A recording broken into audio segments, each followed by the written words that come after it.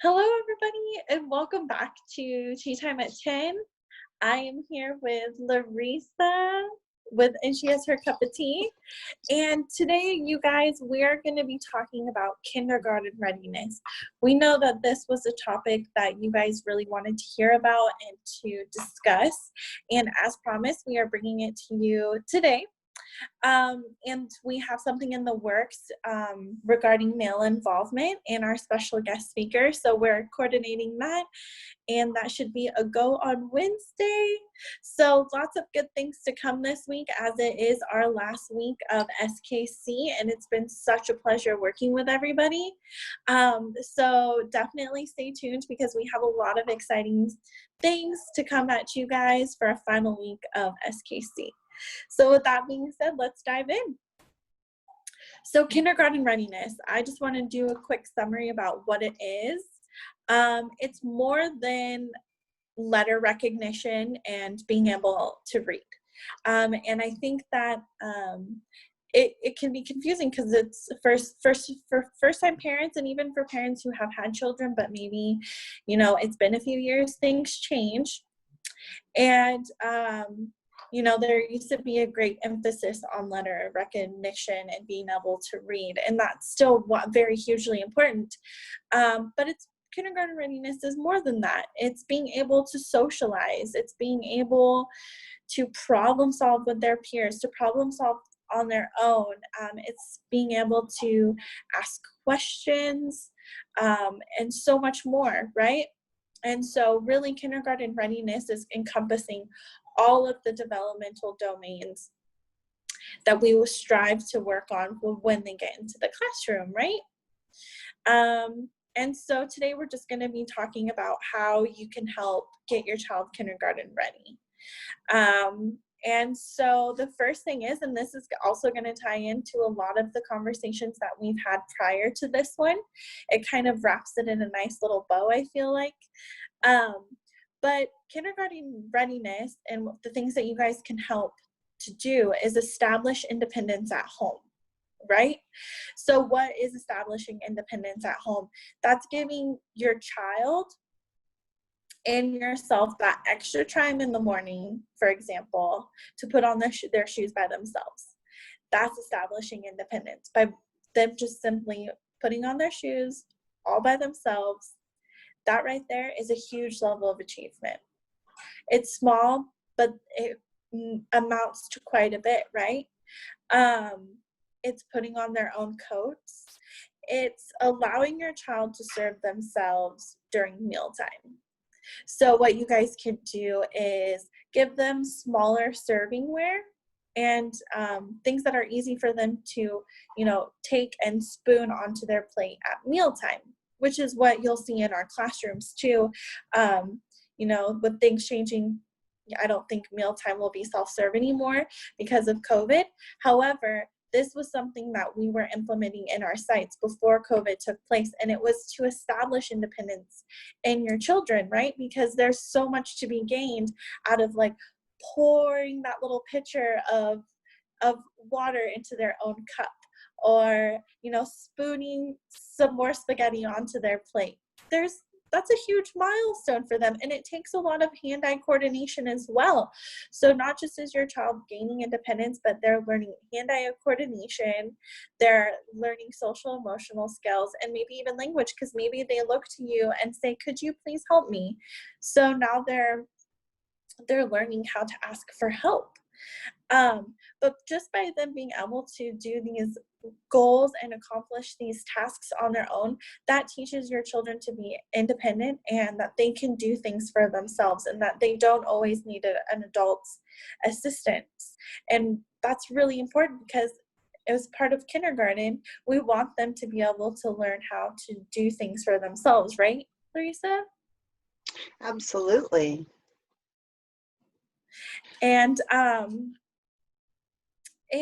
to build on top of that, focus on teaching our children or your children self-help skills. So this is something that we do in the classroom as well, is we don't zip up kids' coats for them. We always offer them the ability to zip up their own coats first.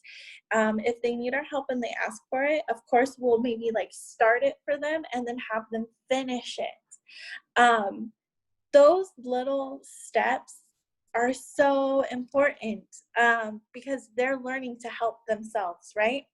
So of course, we're always going to be there to provide assistance and guidance, but as parents, you can offer them these like little opportunities to not only establish independence, but to establish their own self-help skills. So washing their own hands up by themselves, you know, getting the little bit of soap out of the soap dispenser, washing their hands, talking to them, maybe standing next to them. So in case you're worried about them making a mess or something, you can definitely stand and observe, but them having the opportunity to do those little self-help skills by themselves, brushing their teeth, for example, that's a self-help skill.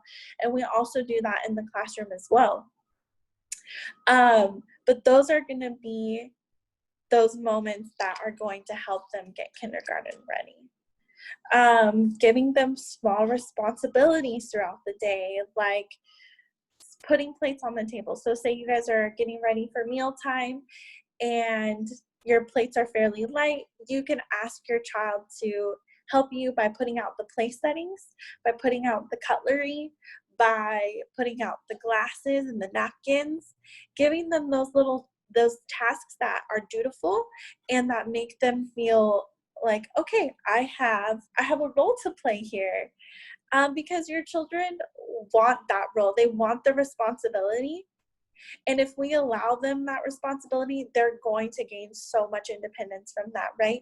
Because in kindergarten, there's going to be a different expectation that, you know, they're going to be able to do things on their own and by themselves, like putting on their shoes and maybe zipping up their coats and washing their own hands, because there's going to be a line of children that have to wash their hands. So they're going to need to be able to do that. So these are little opportunities for building responsibilities. Another one that I really enjoy is when you guys get back from the store, giving your child the carrots or the produce to wash in the sink. That's always a really good one. That teaches responsibility. You can even, after you're done washing produce, tell your child where the produce goes in the fridge. Have them open the fridge and put it in the produce drawer, or maybe put the mayonnaise in the side of the door. Little things like that give your child some purpose and some responsibility throughout the daily chores. So even when you're going to the store, give them a task. Okay, so you're gonna grab 5 potatoes and put them in a bag for me, please. And that is going to teach them that, hey, I have responsibilities. I'm being asked to do something. I'm helping. I get to help at the store. Maybe they get to help make the grocery list. And I will mention that towards the end of this as well, because that's another way to expand literacy. But you guys can develop and follow routines, which is very much hugely important for kindergarten readiness. And we have a whole segment on routines. But defining the meaning of a routine that best suits your family is very important, because as we've mentioned before, each family is different, each child is different, and so each routine will look different. So finding a routine that is small, but that is going to suit your guys' lifestyle. So especially a morning routine, that seems to be the most important one, because that's the start of your day. And we've mentioned this before as well, that starting your routine a week before school starts is going to be the most beneficial to not just your child, but to yourself in getting them kindergarten ready. Because if we just go from summertime and now the next day is school and they have to be up at 6 a.m., that's going to be hard transition because they're not used to getting up early. They're maybe used to sleeping in until like 7:30, 8 o'clock. And now they're having to wake up really early and get ready for their day. And you have to go to work and maybe you guys are rushing because they're running a little bit behind because they're not used to the routine. So establishing a routine a week in advance will not just benefit your child, but will benefit you guys as well. And you'll be grateful for it. And allotting your guys' selves that extra time to put on shoes and to grab backpacks and to maybe have breakfast, because that's a really important meal of the day, will help with the school transitions, because at school they're going to have to transition into washing their hands, their health checks, entering the classrooms, sitting down for mealtime. There's going to be a lot of them, and establishing routines in the home will help with those routines in the classroom and help your children know what to expect. Would you like to add anything to that, Larissa? Actually, something that you just mentioned did bring a thought to my mind when you're talking about some of the roles and responsibilities and giving children in the home jobs, which is something we also do in our classrooms. If you have more than one child in your home, that's also a perfect opportunity to practice turn taking. And if you establish a good method of identifying whose turn it is, it's also going to eliminate some of those challenging behaviors that we've talked about. So when you've gone grocery shopping, maybe Francis wants to put the groceries away this time. So one of the tricks that we use in classrooms is we write a list of who did it last or whose turn it is next. And just to have that gives the children a concrete feeling of, okay, I don't need to fuss. I am going to get a turn. I feel safe in that. My name is on the list. And so then they know that the next time shopping happens, it's their turn to put away the groceries. And that is a kindergarten readiness skill, because obviously once they are able to go back into a classroom, they are going to have to take turns with all of the other students. So that came up in my mind while you were talking about roles and responsibilities.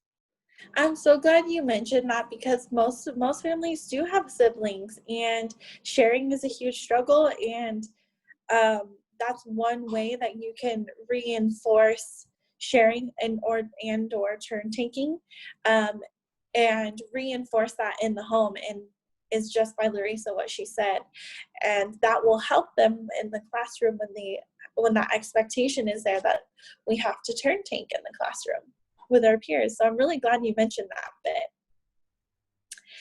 And with that being said, also reading is important. So kindergarten readiness is part of reading. So if you guys are able to read to your children regularly, and it doesn't just have to be books, it could be the back of a cereal box, it could be a magazine, it could be the newspaper. I mean, I was thinking about this and I thought to myself, I wish my grandpa would have read me the newspaper. I would have learned so much about stocks and other things that I would have been introduced far earlier in life than later in life, because I never really picked up a newspaper to read it. So and there's so many interesting and challenging words that are in newspapers, especially for our younger children. It'll be really good to expose them to that vocabulary, and it gives them that opportunity to ask questions about, well, what does that word mean? So newspapers, magazines, the back of a shampoo bottle. I don't know. You guys can read anything to your kids, and you guys can go on picture walks as well. So you don't have to always read the words in a book, but you guys can talk about the pictures that you see in the book. Ask your children questions about what you think is happening. What do you think those characters are doing? What do they think this story is about? So we call that going on picture walks, because you're flipping through the book before you actually read the story. And then when you do go read the story, it's kind of like they're going and thinking to themselves, oh, well, did I guess that right? Or oh, that wasn't what was happening, this is what was happening. But it allows them to use their imaginations, which is really important. um and it gives you guys that time to bond as well, so that's also great. And another way to expand on literacy is through activities. So other than reading or storytelling, you guys can make shopping lists together. So this kind of goes back into those responsibilities, and maybe even that turn taking of Francis is going to help me this week, but next week, Louis, it's your turn or something. And it's okay that they're just scribbles. They don't have to be perfect letters, because oftentimes it'll start off that way. But just having that pencil or pen to paper practice is really important. And it allows them to think, okay, I'm writing the word potato, or I'm writing the word, fruit. And two, if you guys want to sit down and practice letters together outside of making lists, that's great too. You guys can practice making greeting cards together, or using those materials in your guys' backpacks with the story book. There's that area for writing a story, and then that area for making an actual picture that goes along with the story, which we did an activity way earlier in SKC about. And you guys can keep utilizing those materials long after SKC is over, because there's a lot of pages in those books, right? So encouraging your children to make their own stories is a great literacy activity.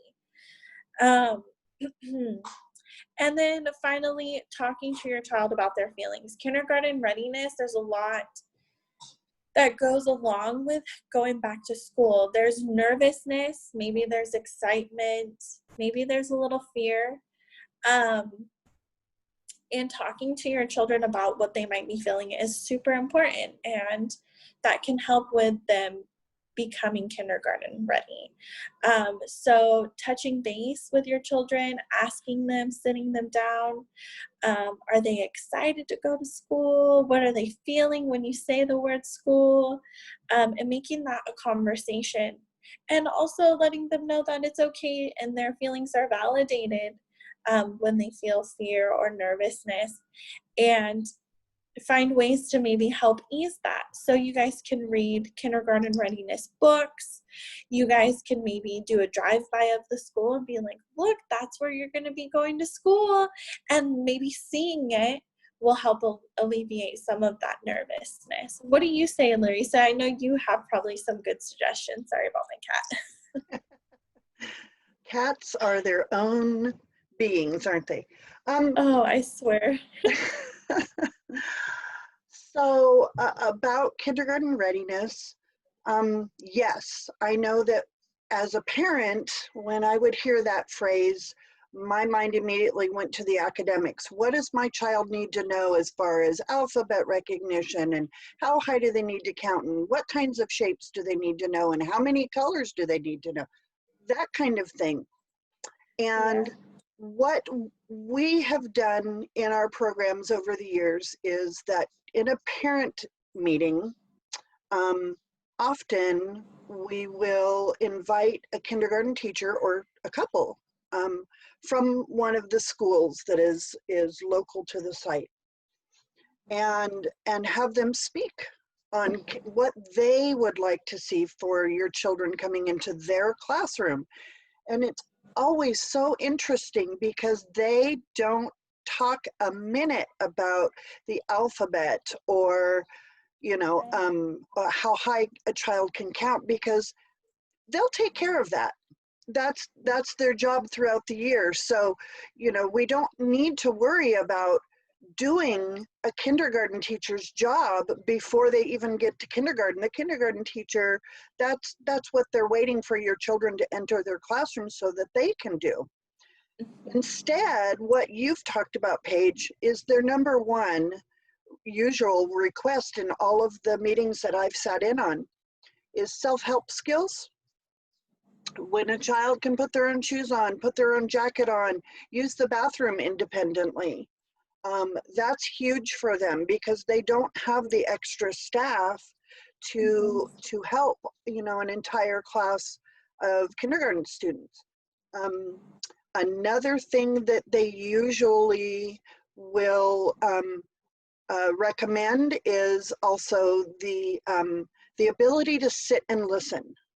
So, and that ties in perfectly with another subject that you brought up, Paige, and that is language and literacy skills. So most people have heard of the First 5 campaign, Talk, Read, Sing. So if you can have your child who is pre-kindergarten sit and talk with you, sing with you, or read with you for 5 to 10 minutes, you start out in small increments of time and then you work up. So obviously from the beginning that you start that skill building up until right before kindergarten starts, hopefully by then they should be able to sit and attend for 10 minutes or as long as they can. So that is also their other recommendation. And again, the things that they do say as far as academics go, read every day with your child. And like you've also mentioned, Paige, you don't have to read the words. The first time you pick up a book, you can do a picture walk. The next time you look at the book, you can do a vocabulary discussion and point out new words. And then you can read the book. And then you can read it again, and then your child can read it to you, and you can have one book for quite a while and still be receiving so much knowledge through that one book. Repetition is the key for language and literacy. Finally, I would say that the other piece of knowledge that I always hear from kindergarten teachers is teach your children to be curious. Have them find their own answers. We want kids to explore and think on their own and solve their own problems. And I have a plaque up here I'm looking at because in my office it says the best teachers are those who show you where to look but don't tell you what to see. So and I can't see the name of the person that is a quote from, but that's just a reminder that instead of providing children with the answers, have them find their own. Teach them to be curious, teach them to explore, teach them to wonder. And that's really what kindergarten teachers, I think, are hoping that their incoming students are ready for when they begin a brand new year in kindergarten. I love that. What a good way to end this segment is with that quote, because it's so true. Teach them to be curious. Yes. Well, that was wonderful. And I hope you guys had some of your questions answered. I hope that you guys got to tune in. If there's questions that you have like specifically and you want specific answers to, go ahead and post them in the comment section below, and we will respond to those questions. But definitely don't be shy, because you know, it can be a nerve-wracking time, not just for your kids, but for you guys as parents as well. So hopefully this helps you guys. Hopefully this alleviates some nerves. And also what we can do is we can post, if you guys wanted to, some kindergarten readiness books. So if you guys are curious about getting some literacy about that and doing picture walks with books, Clifford Goes to Kindergarten is a really, really good book about kindergarten readiness. And that's the first one that comes to mind. But Larissa and I can, you know, dive a little deeper. I don't know if you know any other ones. I have a whole stack of books, but off the top of my head right now, Clifford is number one. Clifford's number one. But we can go ahead and, yeah. Go ahead I'll and add add more. them. Yeah, I'll put them in the Cool. comments. Awesome. So thank you guys so much for tuning in. Happy Monday. We will see you again on Wednesday. Stay tuned because our special guest speaker is Rick Travis, and he is going to be talking about male involvement. So thank you guys. Bye.